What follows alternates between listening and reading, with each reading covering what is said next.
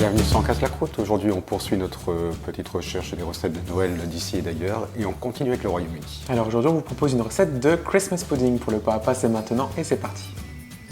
Pour la garniture, ici, on aura besoin de raisins, des abricots, des pruneaux, on a des écorces d'orange, des oranges et du brandy. On va commencer par tailler les fruits à peu près à la taille des raisins. Donc même chose avec les pruneaux. Dans un saladier, on vient mettre les raisins. On ajoute les abricots taillés en dés. Et les pruneaux. Nous ici on a ajouté de l'écorce d'orange confite. On ajoute le zeste de 2 oranges. Ainsi que leur jus et les quelques cuillères de brandy. On vient mélanger tout ça pour que les saveurs se répartissent bien. On va couvrir et on va laisser reposer quelques heures, idéalement toute une nuit. Pour les ingrédients, on aura besoin des fruits qu'on a récupérés après une nuit de repos au réfrigérateur, de beurre mou, d'amandes concassées, de farine, de sucre muscovado, de panko ou de chapelure épaisse, d'épices de Noël et d'une pincée de sel. On commence par récupérer nos fruits, auxquels on ajoute nos amandes concassées, ainsi que le sucre muscovado. C'est un sucre de canne non raffiné, qui n'a pas la même texture que les autres sucres que l'on peut utiliser habituellement. On peut enchaîner avec le beurre. Et on va mélanger une première fois.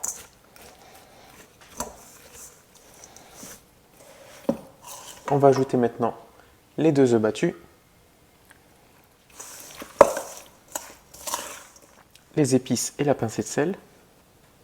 On mélange à nouveau. Et enfin le panko et la farine.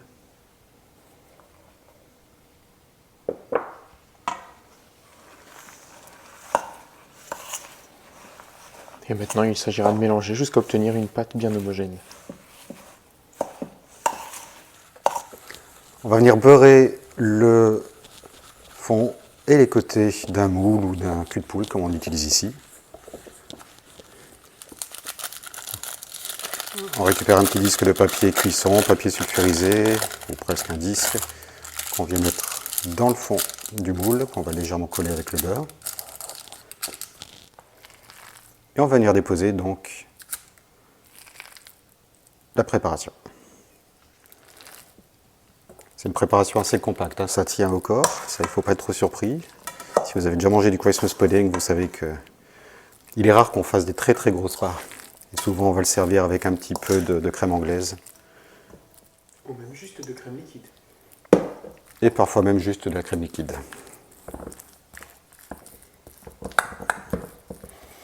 On va bien venir le tasser pour pas qu'il y ait de creux, hein, simplement, pas de zone où il resterait de l'air. À la fin de la préparation.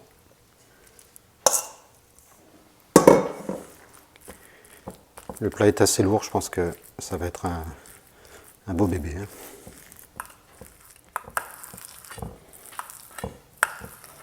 Voilà, on va bien appuyer sur les côtés, faire en sorte que tout tienne bien.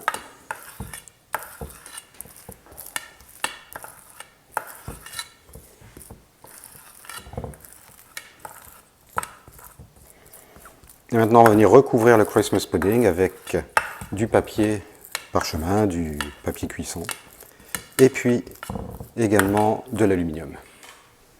On prend une double couche donc, de papier, il y a un papier aluminium et un papier cuisson, et on va venir réaliser un pli comme ça, entre les deux, ici. Ça, on vient le poser dessus.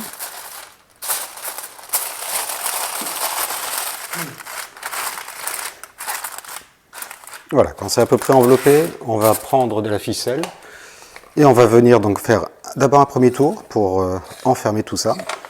Alors l'idéal c'est quand vous avez un plat où il y a des petits rebords, ça va vous permettre de vous appuyer sur les rebords, mais ici on va faire de notre mieux pour que ça aille.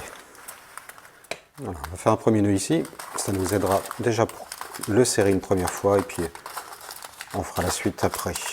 On va faire d'autres petits pliages comme ça ou d'autres petits nœuds qui vont nous permettre aussi de tenir le plat beaucoup plus facilement.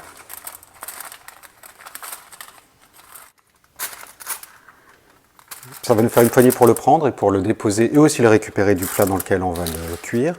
Avant ça, il y a juste une chose, donc on a besoin d'une grande casserole, une grande marmite, puisque ça va être cuit au bain-marie. On va récupérer du papier aluminium.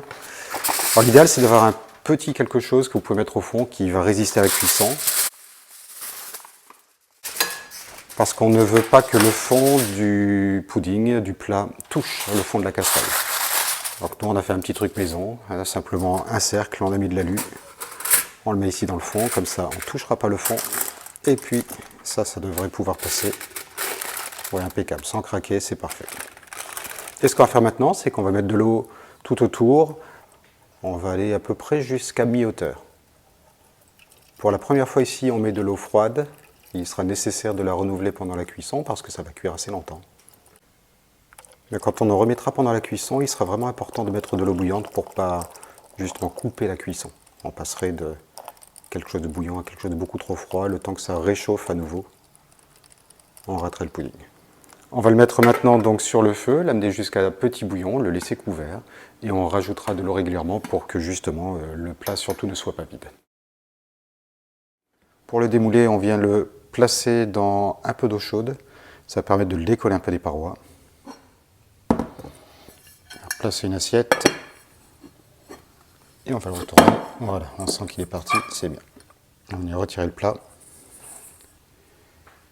le papier et voilà. Si vous êtes à la recherche de recettes pour Noël, sachez que sur la chaîne on a déjà quelques recettes de bûches pâtissières mais aussi une recette de Stollen. Alors pour ne rien manquer, n'oubliez pas de vous abonner sur YouTube, Facebook et Instagram. A bientôt.